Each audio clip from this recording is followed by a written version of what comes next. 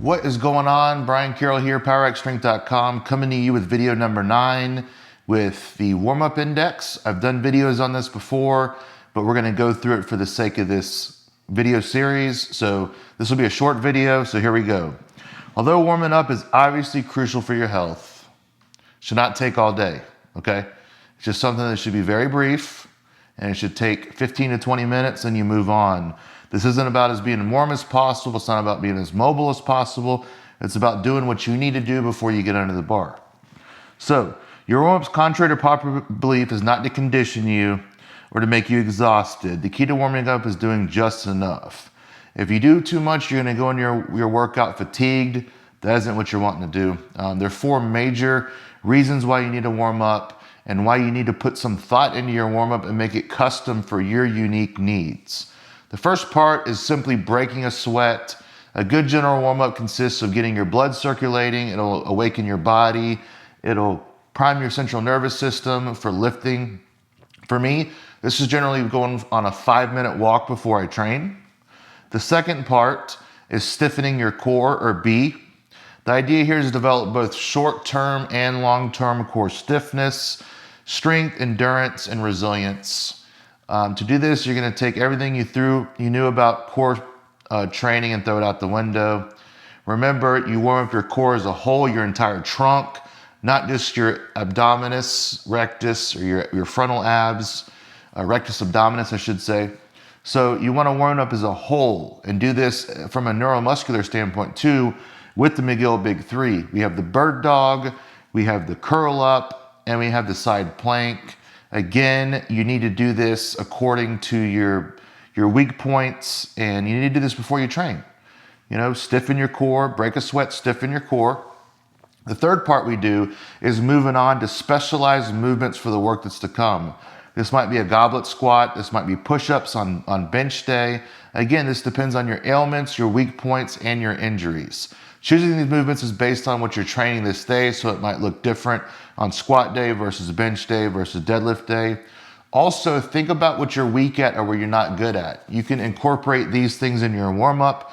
Is mobility an issue? Then work on goblet squats, especially before squatting. But it's not limited to just squatting. It can be used in bench press preparation, for deadlift preparation. Again, if you have really tight hips, you need to work on hip mobility.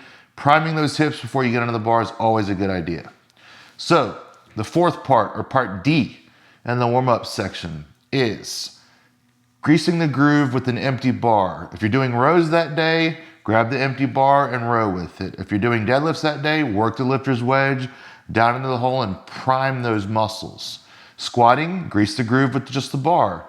Benching, grease the groove with just the bar. You want to keep in mind perfect movement patterns without stretching, working on your range of motion. I don't think you need to get full depth with just the bar. You want to slowly work into it. Same thing with the bench press. Some people are really tight. Work it down slowly each set, little by little. And I don't know too many people that can't touch their chest with the bar, but there are some people probably out there that exist. The same thing with the deadlift. They can't work all the way down into the wedge with an empty bar with the deadlift. That's not necessarily a bad thing. So again, throw out everything that you thought you've known about priming the body, warm up, core training. And that's what my life's work is about now, is making people resilient and live for a long time, not just do things that feel good before they train. So once again, we want to keep in mind 4D. The fourth part is keep in mind neural influences, tissue temperature, and lubing up your joints a little bit, especially the knees for you older lifters that are squatting.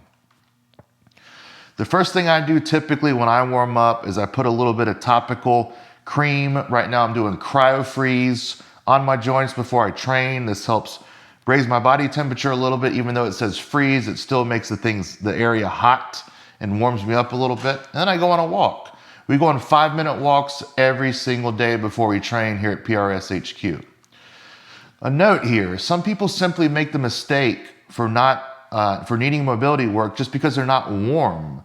They're super tight because they haven't primed their tissue and primed their body for the work that's to come. So keep that in mind. You have some people that do all this mobility work before they train because they think they're lacking range of motion or mobility when they're just not warmed up. They haven't broken a sweat and prime the right muscles, prime the core so they can unleash distal athleticism, and then they're stuck doing a bunch of things they don't need to do, which can negatively impact their lifting.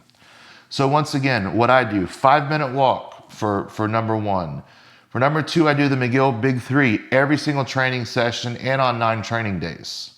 The third part would be, again, and going back to the McGill Big 3, I have videos on this here in my YouTube. I'll link it in the description, where I go through very, very deep detail on the McGill Big 3, so I'm not gonna touch on that here. And I'm gonna do the same in some of the chapters that come with lifting form, because I have everything really dialed in these videos, so there's no reason to kind of breeze over it. I'm gonna refer you to those videos on this YouTube channel. So we do the McGill Big 3 every day, we stiffen the core, and then we move on to the third part. For me, it's goblet squats. I like to prime the hips before I lift, whether it's squat, bench, or deadlift. Once again, I like to do goblet squats. I like to do the HIIT Big 3, and that consists of clamshells, glute bridges, and seated abduction. Taking away from the midline is abduction. You can do glute bridges to kind of prime before a bench, a squat, a deadlift. It really just depends on what you're doing. Again, pick the exercise for C, or the third part that works for you. Prime it, get it warm, get it ready, and then move on to the empty bar. So for the deadlift, people like to do maybe a couple pull-ups to get warm, a single leg good morning, lifter's wedge with the empty bar like I talk about, so on and so forth. We talked about the importance of priming and getting warm before you get into the bar, because the way you start your workout is gonna dictate how you finish it, how you go through it. So once again, you need to start correct to finish correct.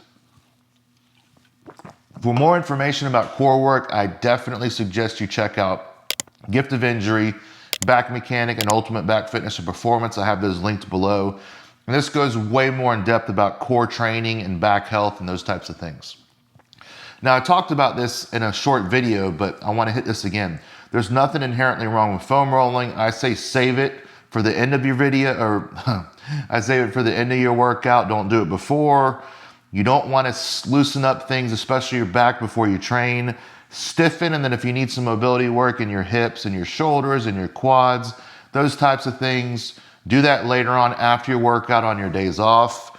And once again, as a massage therapist or a chiropractor would advise you to do, I'm not a chiropractor, but I am a massage therapist, leave the heavy adjustments, leave the art, leave the deep tissue stuff for an off day or after you train. You don't want to do this before you train, because it can make you a little sedated and a little bit shut down. And you don't want to get under the bar after heavy treatment like that, because your tissue is in kind of repair mode. You want to relax, you're kind of shut down a bit. So don't do this before you train. Have these sessions done either on days off or after you train. Next section coming up is weak point index. Thank you so much. Thank you so much for watching today. Please subscribe, like, and share if you enjoyed this video, and have a wonderful day.